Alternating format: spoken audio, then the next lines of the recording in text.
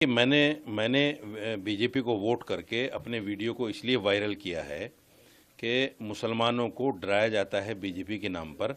और विपक्षी पार्टियां ये कहती हैं कि मुसलमान बीजेपी को हराने के लिए वोट करता है, और उनके जहन में, मुसलमानों के दिमाग में ये बात डाली जाती है कि बीजेपी को हराओ, नहीं तो बीजेपी आएगी तो आपके अधिकार छीन लिए जाएंगे, आपका वोटर अधिकार भी छीन लिया जाएगा।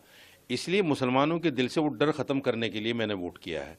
मैं दिल्ली में अगर बीजेपी सरकार बनेगी तो मैं फिर मुसलमानों से ये कहूँगा कि देखो, इन 5 सालों में मेरा कौन सा अधिकार बीजेपी ने छीना है वो मैं दिखाने और बताने का काम करूँगा।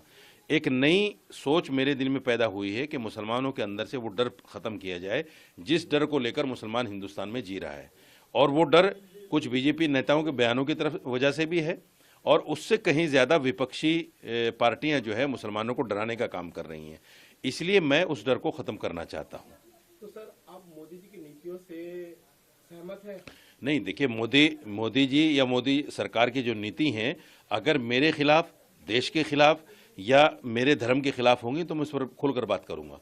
ऐसा नहीं कि मैंने सरेंडर कर दिया बीजेपी के लिए और मैं बीजेपी में शामिल हो गया हूं या मैंने उसकी सदस्यता ग्रहण कर ली है। मैं मुसलमान के दिल से उस डर को ख़त्म करना चाहता हूं जिस डर को लेकर मुसलमान हिंदुस्तान में जी रहा है।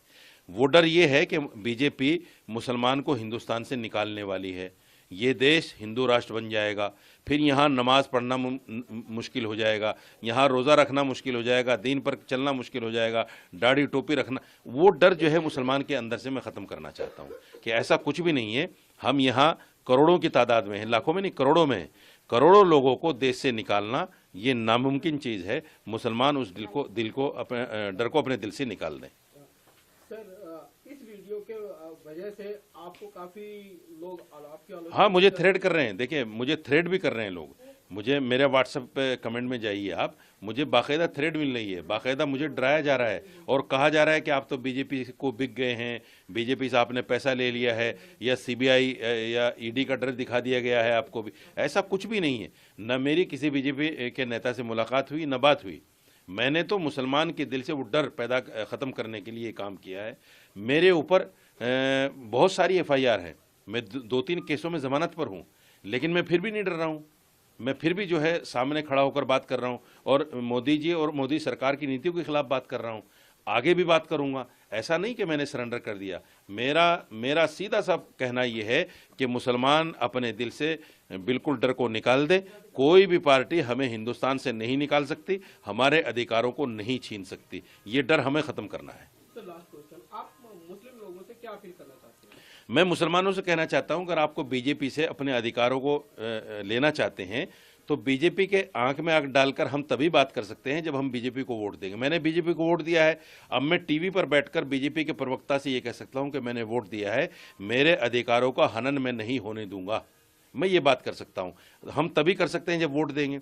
जब हम वोट नहीं देंगे तो कोई भी नेता, कोई भी पार्टी ये कहती है जब आप हमें वोट ही नहीं देते, हम क्यों आपकी बात करें। इसलिए हमें अपनी बात कराने के लिए, हिस्सा मांगने के लिए हमें उनके साथ मिलना पड़ेगा, लगना पड़ेगा। सर, आपका वीडियो अमित मालवीय जी ने भी रीट्वीट किया है, सर इस पे क्या बोलेंगे? उन्होंने किया होगा, मुझे पता नहीं। मुझे आपसे पता चल रहा है कि अमित मालवीय ने किया है। जाहिर बात है उनको कुछ फ़ायदा हुआ होगा उससे। मुझे तो ऐसा कुछ नहीं कि मुझे बीजेपी को फ़ायदा करना था या बीजेपी को फ़ायदा पहुंचाना था। मैं तो एक मैसेज देना चाहता हूं मुसलमानों को, और वो मेरा मैसेज आपके माध्यम से चला गया।